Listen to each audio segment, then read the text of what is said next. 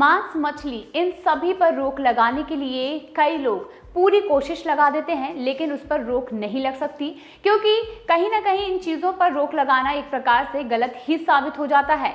अब अगर हम बात करेंगे कि अगर किसी तरीके से गाय को इसमें इस्तेमाल किया जाता है, भैंस को इसमें इस्तेमाल किया जाता है, तो ये काफ़ी ज़्यादा गलत होता ही है।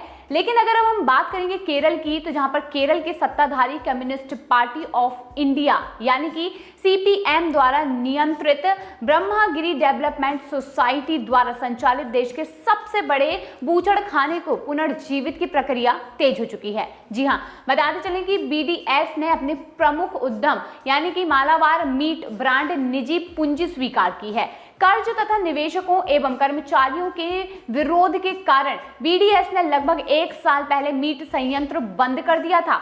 दरअसल पशु बाजारों से वध के लिए मवेशियों की खरीद और बिक्री पर राष्ट्रव्यापी प्रतिबंध के बाद बीडीएस ने केरल में बीफ का सबसे बड़ा आपूर्तिकर्ता बनने की कोशिश की थी।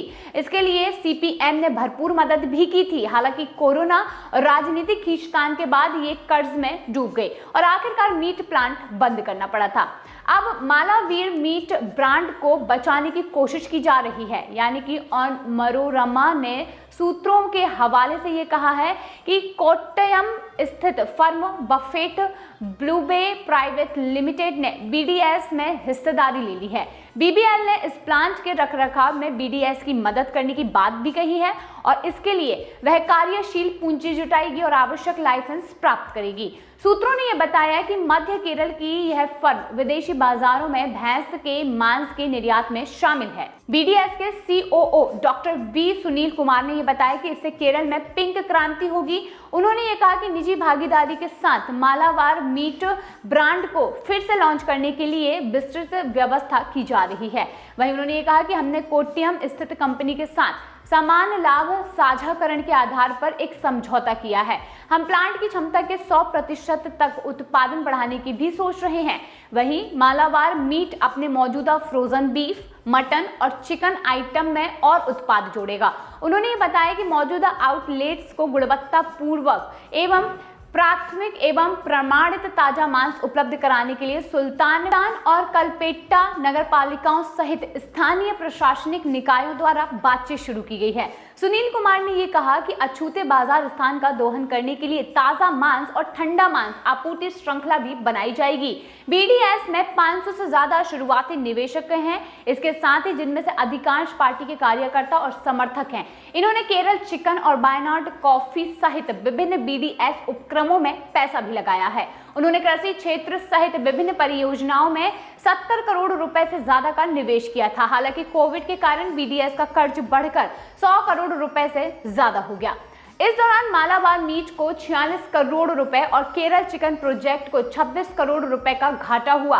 दावा यह भी किया जाता है कि सीपीएम के नेताओं के आपसी मतभेद के कारण इस ड्रीम प्रोजेक्ट को बंद करना पड़ा। पूर्व चेयरमैन पी कृष्ण प्रसाद, जिन्हें पिनाराई विजयन के विरोधी गुट का माना जाता है, जिनको कर्ज बढ़ने के कारण चेयरमैन पद से हटाना पड़ा था। निवेश के साथ ही इस संयंत्र के पूर्व कर्मचारियों को बहाली की प्रक्रिया शुरू की जाएगी, ऐसा कहा गया है। वहीं मीट प्रोसेसिंग यूनिट के 70 से ज्यादा कर्मचारियों में से 26 को बहाल किया जाएगा। बाकी कर्मचारियों को चरणबद्ध तरीके से भर्ती किया जाएगा। पिछले महीने बंद हुई वायनाड कॉफी प्रोजेक्ट भी कनियमपट्टा स्थित एक सहकारी संस्था से निवेश के बाद सुधार के दौर में है। बताते चलें कि वायनाड स्थित ब्रह्मागिरी डेवलपमेंट सोसाइटी देश में सबसे बड़े बहुप्रजाति बूचड़खाने का मालिक है। कोरोना से पहले इस संयंत्र की प्रतिदिन की क्षमता 45 टन थी, जबकि सालाना टर्नओवर 7 करोड़ 5 लाख रुपए था। वहीं मालाबार मीट ब्रांड के कई फ्रेंचाइजी भी बांटे गए थे और इसके साथ ही राज्य सरकार की ओर से किसानों को भैंस के बछड़े दिए गए थे पालने के लिए, ताकि भैंसों की कमी न हो। हालांकि केंद्र सरकार द्वारा पशुओं के वध से संबंधित नियम बना दिए गए हैं। इसके बाद बीडीएस ने इसमें अवसर खोजा और इसके साथ ही साल 2017 में बीडीएस ने अगले 5 साल के भीतर यानी कि साल 2022 तक राज्य के 6,500 करोड़ करोड़ रुपए के बीफ बाजार में कम से कम 10% हिस्सेदारी हासिल करने का लक्ष्य रखा था। हालांकि कोरोना के कारण यह फेल हो गया और अब एक बार फिर से यह इसे शुरू करना जा रहा है, यानी कि एक बार फिर से भैंसों का मटन बेचा जाएगा और उसकी पूरी तैयारी भी की जा रही है। लेकिन इस पर आपको क्या लगता है? क्या आपको लगता है कि यह सही फैसला है इस तरीके से मांस को बेचना चाहिए? क्या इसे फिर से शुरू होना चाहिए या फिर नहीं? कमेंट सेक्शन में जरूर बताइए।